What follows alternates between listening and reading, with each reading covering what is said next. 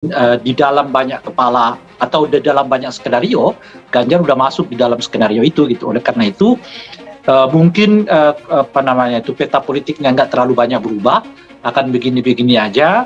Dan tentu sementara kita akan mengatakan akan ada 3 koalisi, dan koalisi-koalisi ini akan mengkerucut menjadi 2 koalisi gitu. Itu sangat tergantung pada perkembangan 2-3 bulan ke depan ini gitu. Saya kira juga koalisi besar itu bagian dari skenario apakah akan mendorong Ganjar Pranowo sebagai calon presiden atau sebaliknya dan seterusnya gitu. Tetapi kalau dalam bacaan saya jauh lebih mudah sebetulnya untuk tetap di dalam 3 skenario ya, atau 3 koalisi gitu dengan calon 3 calon presiden.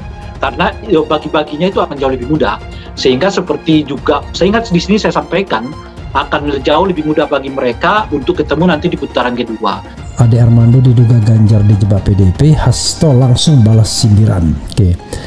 Ade menjelaskan terdapat selisih 8 hari antara Gubernur Bali Iwayan Koster dan Ganjar dalam menyampaikan pernyataan penolakan tersebut.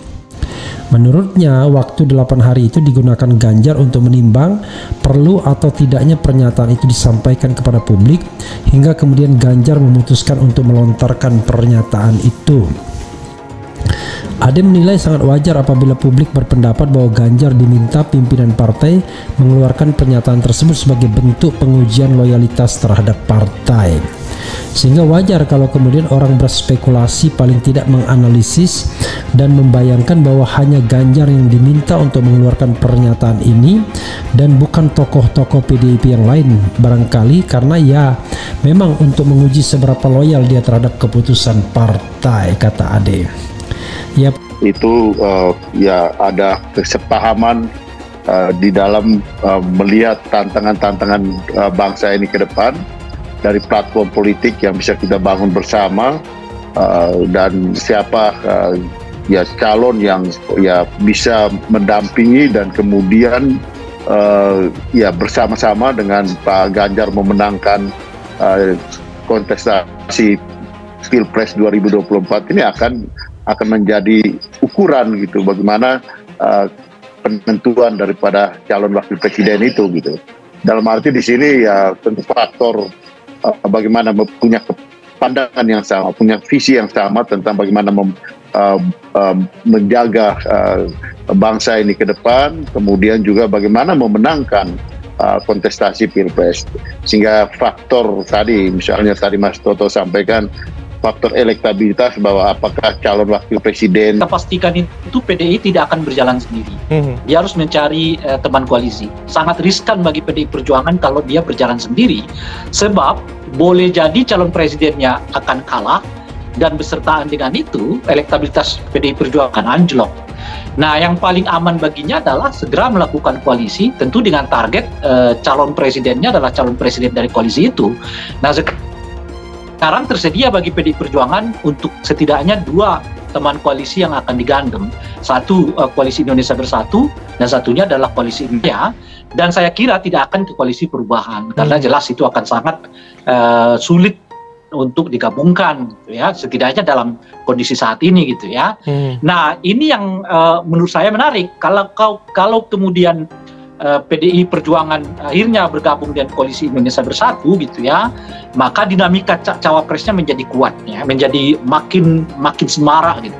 Hasto alih-alih menyalahkan PDIP, Ade mestinya mengkritik Anies Baswedan yang diam soal polemik penolakan Israel dan pembatalan Piala Dunia usia 20 di Indonesia. Jadi, daripada mengkritik PDI Perjuangan, sebaiknya saudara Ade Armando kritik Anies Baswedan.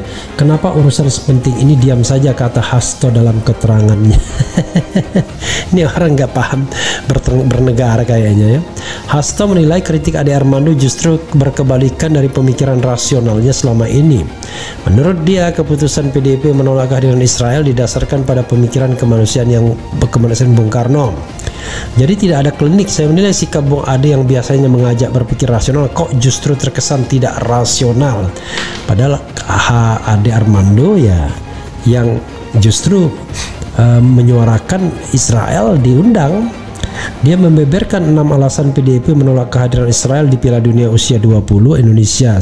Atau data-data survei ternyata sudah terbantahkan. Yang kedua, saya pikir kehadiran Pak Jokowi itu juga bahkan terlihat ya, sampai di backgroundnya itu udah ada Pak Jokowi selain Ibu Mega dengan Bung Karno. Artinya ada hal lain yang kemudian ingin ditunjukkan oleh PD Perjuangan, regenerasi dan garis koordinasi, walaupun memang kekuatan terpusat pada Ibu Mega, tapi juga itu diversifikasi dengan kekuatan politik lain termasuk Pak Jokowi. Itu yang kemudian menyebabkan situasi tadi itu bisa menjadi game changer politik. Ketika ada simbol kuat Ibu Mega dengan Pak Jokowi satu suara, itu kekuatan besar politik ya. Bukan hanya Ganjar elektabilitasnya tinggi, partainya juga tertinggi, tapi ke restu bisa menjadi game changer. Nah, balik ke pertanyaan tadi mengenai wakil, saya pikir akan bergantung pertama dari berapa banyak pasang.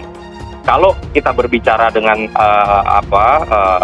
prediksi ideal, yang maju adalah 3 orang terkuat, Mas Ganjar, Pak Prabowo dengan... Peta Pilpres bakal berubah, politikus PDIP dapat bocoran Ganjar akan dievaluasi sebagai baca pres. Dikutip dari sumbawanews.com, Jakarta. Ketua Umum PDIP Megawati Soekarno Putri akan mengevaluasi Ganjar Pranowo sebagai bakal calon presiden jika elektabilitas Gubernur Jawa Tengah itu tidak mencapai 40%. Dapat bocoran Ganjar akan dievaluasi sebagai bakal calon presiden jika angka elektabilitasnya tidak mencapai 40% atau jumlah partai koalisinya tidak bertambah, kata politikus PDIP Victor Suryadi kepada sumbawanews.com Sabtu 12 Agustus 2023 malam. Kata mantan tahanan politik era Soeharto ini, ada kemungkinan Megawati akan mengganti Ganjar dengan Puan Maharani, namun posisi Puan sebagai cawapres Prabowo. Kemungkinan Bu Mega akan mengambil tindakan mengganti petugas partai dengan kandidat yang kader lain. Bisa mungkin Puan Maharani, paparnya. Evaluasi terhadap elektabilitas Ganjar, kata Betor, akan dilakukan akhir Agustus 2023. Kita lihat evaluasi dari Puan dan Danan atas petugas partai Ganjar Pranowo jelang akhir Agustus ini. Jelasnya, Betor mengungkapkan saat Megawati mengumumkan Ganjar sebagai bakal capres pada 23 April 2023. Ketua Umum PDIP mengeluarkan 3 SK DPP PDIP. 1 SK untuk Ganjar sebagai petugas partai calon capres 2024.